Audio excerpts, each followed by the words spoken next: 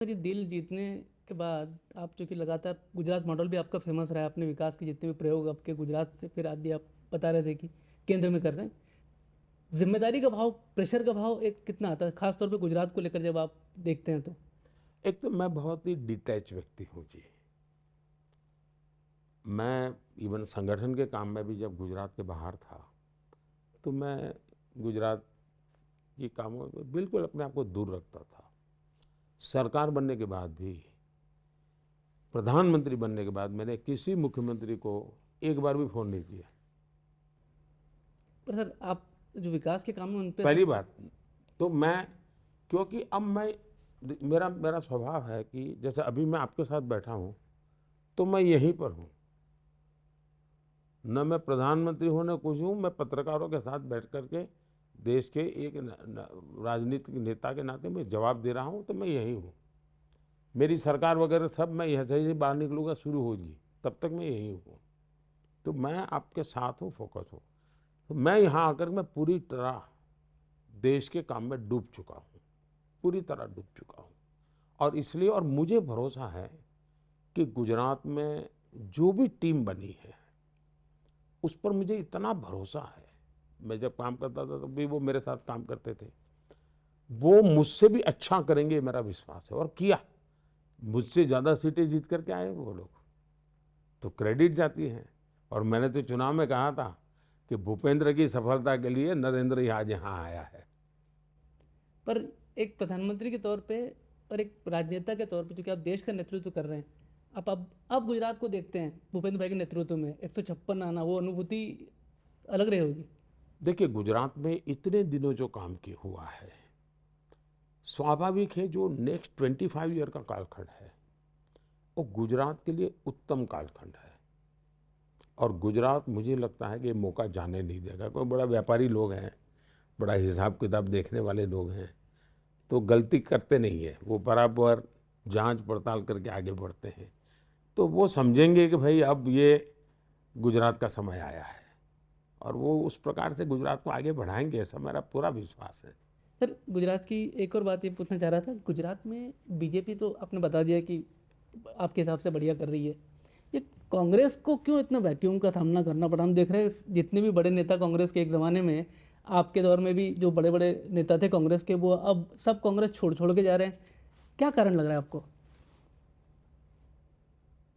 मैं मैं देखता था जब मैं गुजरात में सीएम था तो हाउस में उनके ऑपोजिशन में भी इतने दरारें थी जी।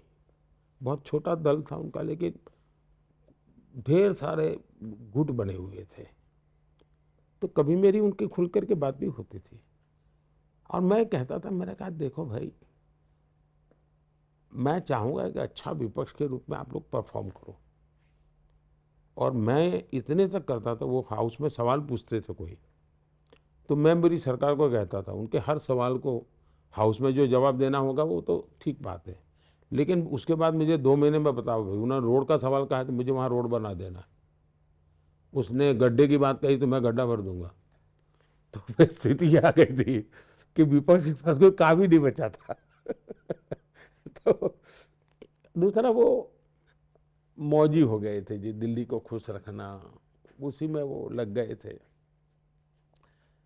दिल्ली से उनको कोई सूचना आएगी तो करेंगे, ये भी उनका भाव बन गया था। और उसके कारण मुझे लगता था कि वो नहीं कर पा रहे थे जी। तो सर, आपकी पार्टी, क्योंकि गुजरात का बीजेपी कार्यकर्ता आपसे काफ़ी जुड़ाव महसूस करता है, हर जगह आपका ही चेहरा होता है। एक अभी एक उनके अंदर ये चिंता भी रही है कि यही मौजी लोग, गुट वाले लोग जो हैं, अब जब बीजेपी ज्वाइन कर रहे हैं तो इनको संभालना अपने आप में एक चुनौती, इनको बदलना एक चुनौती होगी। ऐसा नहीं होता है जी, ऐसा नहीं होता है जी। एक तो जो पारिवारिक पार्टियां होती हैं और एक डेमोक्रेटिक पार्टी होती है, दोनों में बहुत बड़ा अंतर होता है जी। जो फैमिली रन पार्टियां होती हैं, of the family, by the family, for the family, उसमें बाहर लोग के लोगों के लिए कोई स्कोप नहीं होता है। अगर हम समाज में से लोग, अगर किसी का वैज्ञानिक का बैकग्राउंड है, वो बीजेपी में आना चाहे तो हम लेंगे।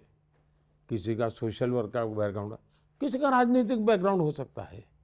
आखिरकार मैं तो मेरी पार्टी का विस्तार चाहता हूँ। मेरी जो सेंट्रल आइडिया है, मेरा जो सेंट्रल कोर एक्टिविटी है, उससे अगर कोई जुड़ता है तो पार्टी को तो विस्तार करना ही चाहिए, पार्टी को विकास करना ही चाहिए। दूसरा, हमारी पार्टी में जो लोग हैं, अगर हम नया विचार, नए प्रभाव को आने नहीं देंगे तो हमारे मन में भी गंध फैल जाएगी जी। तो मैं तो हर बार भीतर भी चुनौती पैदा करता हूँ, हर बार चुनौती रहेगी भाई। हम ऐसे एक एसी कमरे में बैठ करके मौत से अब मुला है चलो 5 साल निकाल दे, नहीं चलेगा जी। हर पल मैदान में रहना होगा। और मैं तो चाहता हूँ कि भाई जो भी दल को, लोगों को लगता है कि भारतीय जनता पार्टी देश का भला कर सकती, हर एक का स्वागत है जी। इसलिए नहीं कि हम बहुत बड़े हो गए तो क्या हुआ, जी नहीं। मुझे हर एक के बाद कुछ न कुछ देने को होता है जी, कितना ही बुरा आदमी क्यों ना हो, उसके बाद भी कुछ तो अच्छा होता है देने के लिए। मुझे जो अच्छा है वो लेना है, और मैं तो अच्छे को इकट्ठा करने की कोशिश कर रहा हूँ। पूरा का पूरा अच्छा तो मुझे ढूंढने में हो सकता है मुश्किल हो जाए, लेकिन जो मिले उसमें से जो अच्छा होगा उसको निकालने की मैं कोशिश करूँगा। सर लास्ट में मेरा एक विनती है सर। मैंने कोविड टाइम पे हम एक प्रोग्राम कर रहा था सहायवाणी, तो सहायवाणी में बहुत लोग आते थे मदद पूछ के। एक दिन एक 82 इयर्स ओल्ड एक मैन आया था, उन्होंने खड़ा था। मैंने पूछा बोलिए आपको क्या मदद चाहिए? तब उन्होंने बोला सर जी मैं मदद पूछने के लिए नहीं आया है, मैंने मदद करने के लिए आया है। अच्छा क्या करना चाहता है? मैं मदद मोदी जी को करना चाहता है। मैंने हैरान हो गया, भाई साहब आप क्या बात कर रहा है? तब उन्होंने उनको पॉकेट से 500 रुपीज़ एंड 10 रुपीज़ निकाला सर, उन्होंने दिया। देखिए भाई साहब, देश बहुत संकट में है, चीन का युद्ध शुरू होने वाला है, हम देश को हम सुदृढ़ करना चाहिए, इसलिए ये मेरा तोहफा है, मोदी जी को आप पहुंचाना है। एंड उन्होंने बोला एक संदेश है ये पूरा युवा लोग जो है ना वो सुनना चाहिए एंड सब लोग मदद करना चाहिए। एंड हर महीने मैंने 500 रुपीज़ दूंगा, आप पहुंचाना चाहिए मोदी जी को। मैं भी नहीं सोचा था आपके सामने मैं आ जाऊंगा बोल के, आज आया। लेकिन दुर्भाग्य का बात यह है उन्होंने नेक्स्ट महीने उन्होंने हार्ट अटैक से उनका देहांत हो गया। मैंने उनका पैसा लाया है, ये 500 रुपीज़ एड्रेस है उनका, एंड ये बहुत बड़ा तोहफा है, 500 रुपीज़ एंड 10 रुपीज़। नहीं, मैं इसको पीएम केयर में डालूंगा। ये बहुत बड़ी बात है जी, And, बहुत बड़ी बात एंड है। नेता के ऊपर विश्वास है। मैं बताता हूँ, अब एक फौजी घर आया तो उसको जितना पैसा मिला था उसने गांव में सब टॉयलेट बना दिए। मैंने मन की बात में उसका उल्लेख किया था। ये नहीं, देश में साहब गजब है। चलिए मैं उनको मेरा प्रणाम उनकी आत्मा को, क्योंकि ये आशीर्वाद है। प्रधानमंत्री जी, आपने इतने व्यस्त कार्यक्रम में, आज भी आपकी 3-4 कार्यक्रम हैं, रैलीज हैं, रोड शोज हैं, हमारे लिए समय निकाला TV9 नेटवर्क के लिए, आपका बहुत बहुत आभार सर। मैं सबसे पहले तो TV9 के पूरी टीम को मैं बधाई देता हूँ। बधाई इसलिए कि मैं जानता हूँ कि आपका नेटवर्क बहुत बड़ा है, आपका दर्शक संख्या भी बहुत बड़ी है, ये भी मुझे पता है। आपका डिजिटल प्लेटफॉर्म भी बहुत बड़ा है, यानी आप बहुत, और मैं जब विदेश जाता हूँ तो मुझे रेफरेंस कहीं चाहिए तो मैं कभी इमीडिएट कहीं जाना है तो मैं आपके डिजिटल प्लेटफॉर्म पे जाता हूँ। तो मैं देखता था कि आपके पास करंट इन्फॉर्मेशन रहती है, तो मैं कभी उसका उपयोग करता हूँ। लेकिन अभी तक मेरे देश में से किसी कोने से मैलिफाइड इंटेंशन से आपके यहाँ से कुछ हुआ हो, वैसी एक भी जानकारी मुझे कभी शिकायत नहीं मिली है।